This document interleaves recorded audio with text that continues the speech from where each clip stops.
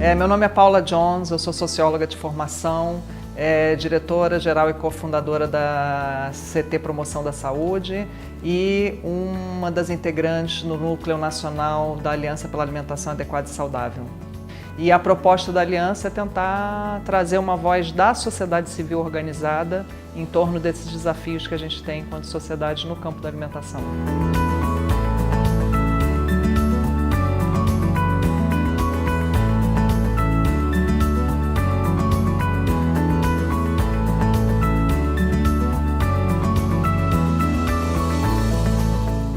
As medidas fiscais são fundamentais para a gente garantir o direito à alimentação adequada e saudável.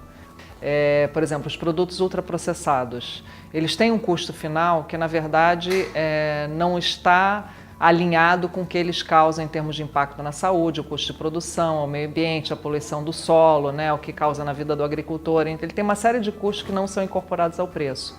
Então, uma forma da gente lidar para diminuir essa assimetria é a gente tributar esses produtos de forma diferenciada para a gente tentar dar conta desse problema, por exemplo. E por outro lado, você tem uma série de produtos que os que nos nutrem, nos alimentam de verdade, eles podem também ser subsidiados. Quer dizer, medidas fiscais elas têm os dois lados dessa equação, que é de um lado você fazer com que o que faz bem para a nossa saúde seja mais acessível e mais barato, e o que faz mais mal para a nossa saúde ele seja menos acessível e mais caro. Essa é uma das medidas num conjunto de políticas públicas que podem melhorar o ambiente alimentar, porque a nossa lógica é de que um ambiente saudável é o que vai ajudar as pessoas a fazerem escolhas saudáveis. Quer dizer, você não pode exigir do indivíduo que ele faça uma escolha saudável quando ele vive num ambiente completamente contrário a isso. O papel do Estado, o papel das políticas regulatórias, ele é fundamental, porque existem uma série de falhas de mercado. Se a gente deixar todas as decisões na mão do mercado, não dá certo. A gente precisa ter esse equilíbrio entre os diferentes atores da sociedade desempenhando seu papel. Então, o Estado tem um papel regulador muito importante para dar conta dessas falhas de mercado. O tema da tributação de bebidas adoçadas, que é um tema que a gente defende no âmbito da Aliança e também de produtos ultraprocessados, mas começando pelas bebidas adoçadas, é um tema que a gente tem uma evidência muito forte já de outras áreas, como por exemplo a questão do tabaco, os impostos sobre cigarros foi uma das áreas mais efetivas na redução de consumo. A gente já tem uma evidência internacional muito forte também em relação ao que os estados devem fazer, inclusive para arrecadar recursos para serem utilizados em áreas importantes. Os Objetivos de Desenvolvimento Sustentável, eles falam nisso, na tributação de produtos nocivos e que causam externalidades para você dar conta de financiar saúde, educação e outras áreas importantes da vida em coletivo. Você tem um documento importantíssimo que fala, que se chama uma força-tarefa dos maiores especialistas do mundo sobre esse tema, que fala impostos para salvar vidas, de como é importante você usar esse tipo de mecanismo para corrigir algumas das distorções que acontecem.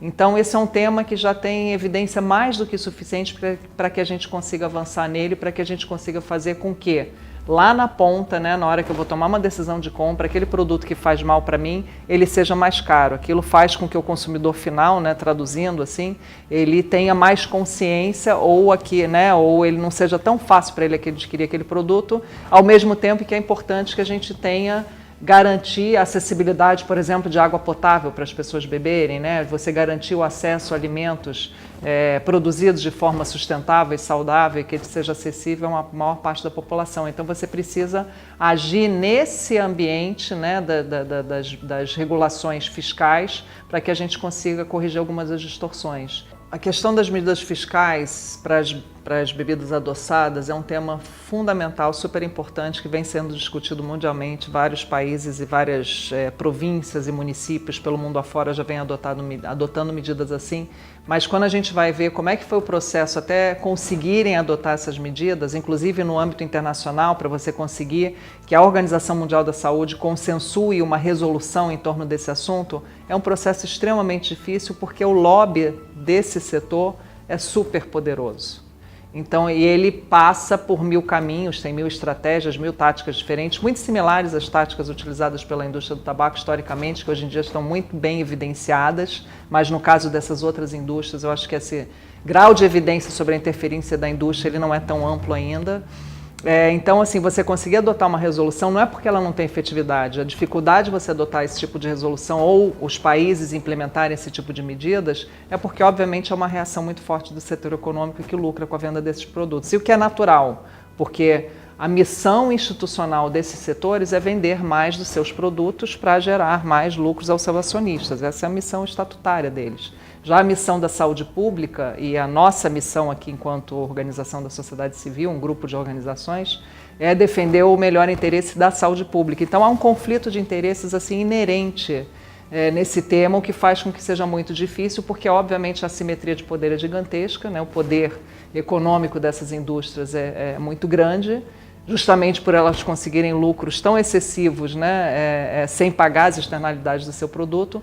Então essa tensão ela se vê em todos os níveis, seja a nível, né, nacional ou subnacional, seja a nível internacional. As dificuldades que a gente enfrenta elas são muito similares e todos os países enfrentam esse tipo de dificuldade. Você vê a chantagem que acontece quando a gente fala de um país menor. A gente está falando, né, por um lado você tem as corporações multinacionais, né, que operam no planeta todo, e aí você tem um país cujo PIB daquele país ele é infinitamente menor do que o quanto de capital aquela empresa tem. Então, assim, ela obviamente esmaga o país, tipo assim, você não vai adotar medida nenhuma, faz todo tipo de chantagem para, né, que eu vou sair do país, tem toda aquela discussão que vai perder emprego, etc e tal, tem vários mitos em torno disso, mas o fato é que ela faz chantagem. O que é curioso observar e que a gente já tem documentado na negociação de algumas dessas leis, por exemplo, em alguns estados americanos, é que o que eles gastam investindo contra um aumento de tributo, muitas vezes é infinitamente mais caro do que se eles simplesmente pagassem aquele tributo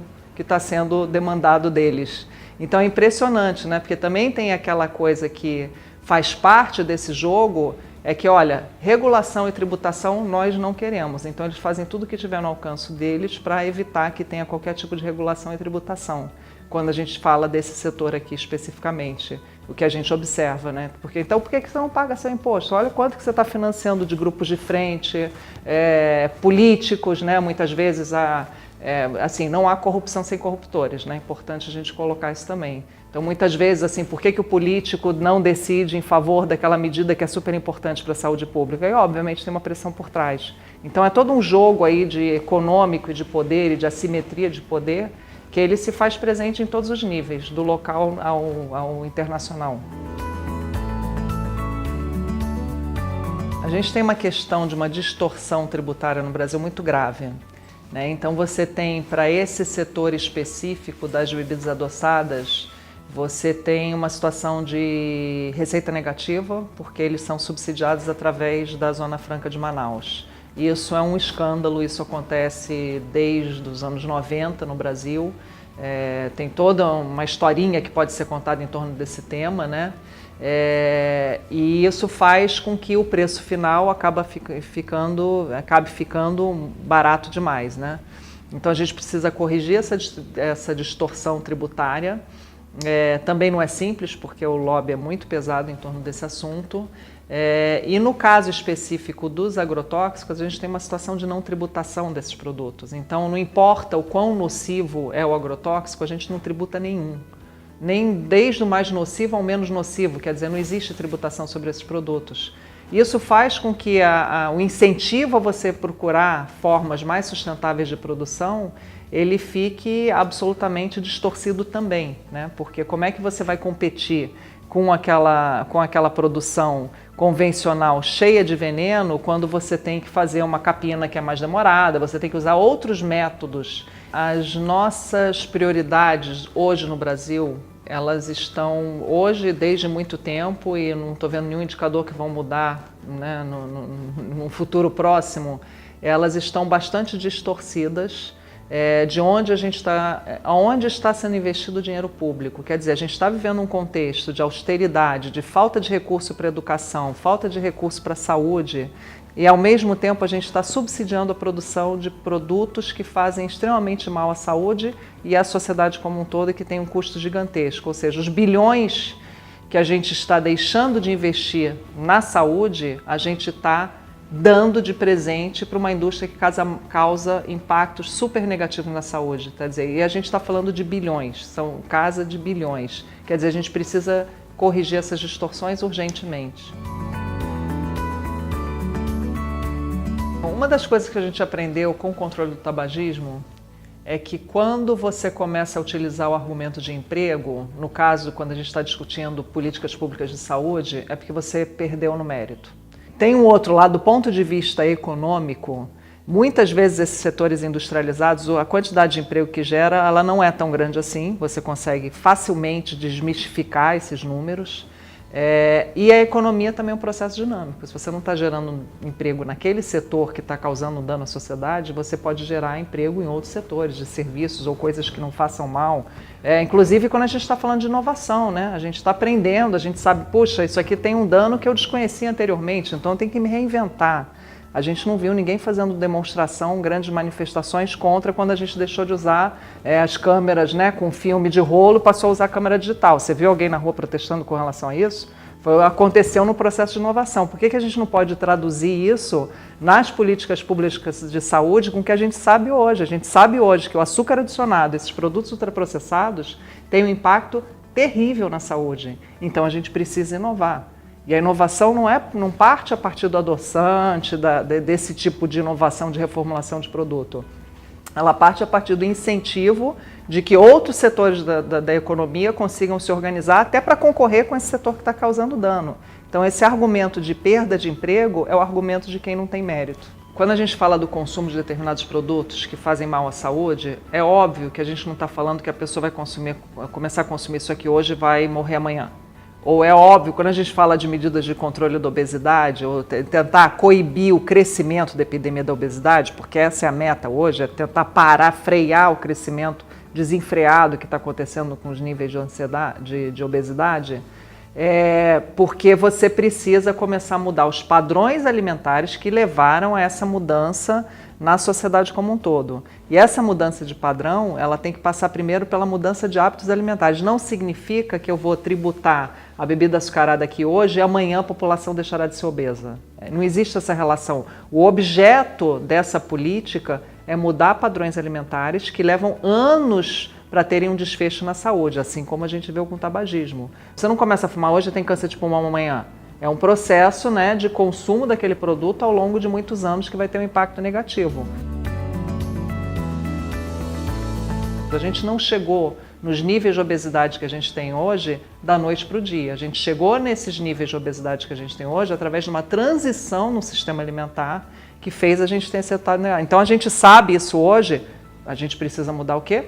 O padrão alimentar. Qual o tipo da dieta? Que infelizmente no Brasil hoje ela está deixando de ser aquela dieta baseada em comida de verdade, que é o nosso maravilhoso arroz com feijão, para ser substituída por uma quantidade cada vez maior de produtos ultraprocessados. E é isso que está causando esses desfechos negativos na saúde.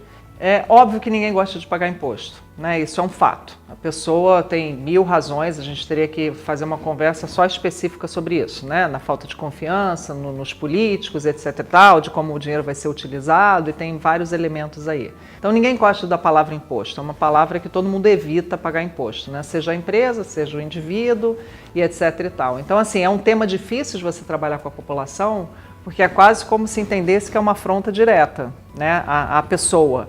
E não é, a gente está querendo que a empresa pague impostos, porque no Brasil hoje o indivíduo paga imposto sobre os produtos de consumo e as empresas estão pagando muito pouco impostos, embora, né, você tenha esse sistema tributário complexo, etc e tal. Mas as grandes, elas conseguem 1000 caminhos para pagar poucos impostos.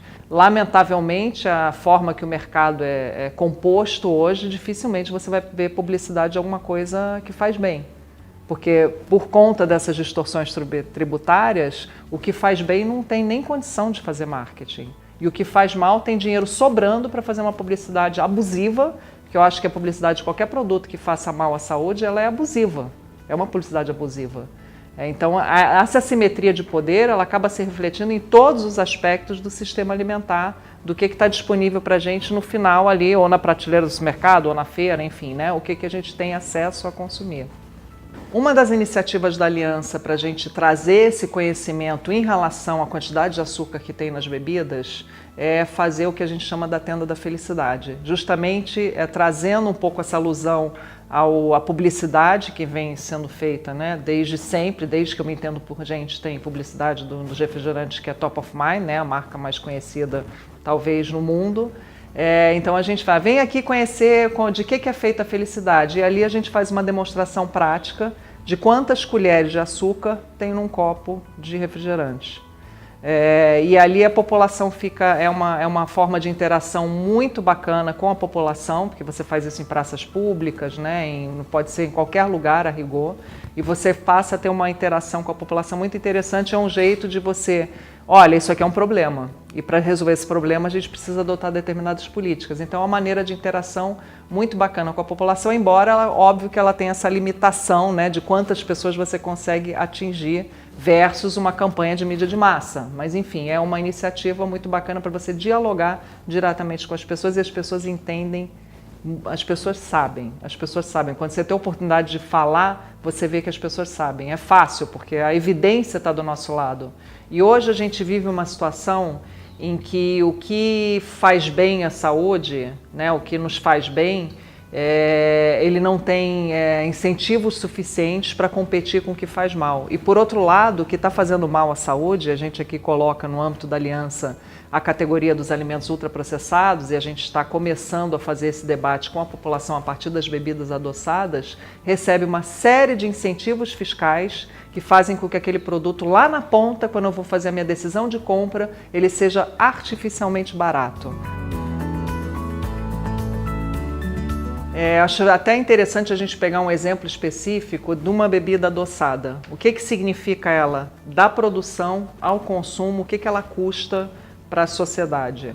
Então quando você olha lá para a produção, você tem hoje essa questão de estar sendo produzida na Zona Franca de Manaus, você tem o desmatamento do Amazonas através da produção de cana em área que não é nem adequada para a produção de cana, para a produção do caramelo, você tem uma questão da logística que é absolutamente irracional de distribuição pelo Brasil afora, você tem os impactos daquilo na saúde do solo, né? Você tem aqui o impacto daquilo na saúde da população, depois você tem os custos com a hospitalização das pessoas que adoecem devido ao consumo excessivo dessas bebidas. Quer dizer, você tem, da produção ao consumo, você tem uma série de custos que são compartilhados pela sociedade como um todo, enquanto as empresas que o produzem ficam só com bônus e nós ficamos com ônus.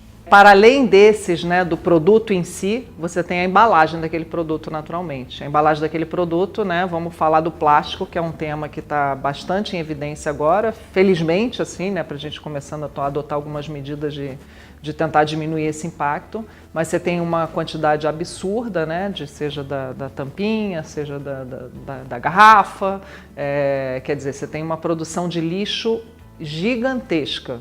Com relação aos custos da produção de um produto como refrigerante, a gente tem todos esses elementos que já foram colocados, e você ainda tem a questão da água. Para se produzir 1 litro de refrigerante, você usa uma quantidade de água muito maior do que isso. Então, se a gente bebesse a água diretamente, a gente também já estava economizando uma série de recursos naturais aí que estão cada vez mais escassos no planeta. Uma das coisas que se discute quando a gente fala de aumentar um imposto, aumentar um tributo, é a questão do que é chamado, do que é conhecido, né, como regressividade. O que isso significa? Que ele vai atingir de forma mais impactante justamente os grupos mais vulneráveis da população. E eu gostaria de sustentar que isso é uma falácia, porque o que é regressividade de fato? Porque hoje o que a gente vê é que esses grupos vulneráveis, eles acabam lá no final da ponta do consumo, eles acabam sendo mais impactados pelo consumo daquele produto.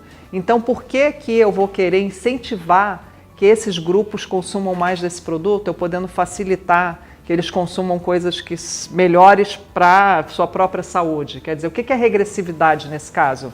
Eu quero diminuir ou aumentar o acesso a esse produto? Claramente, do ponto de vista da saúde, eu quero diminuir o acesso. E eu quero diminuir o acesso para a população como um todo.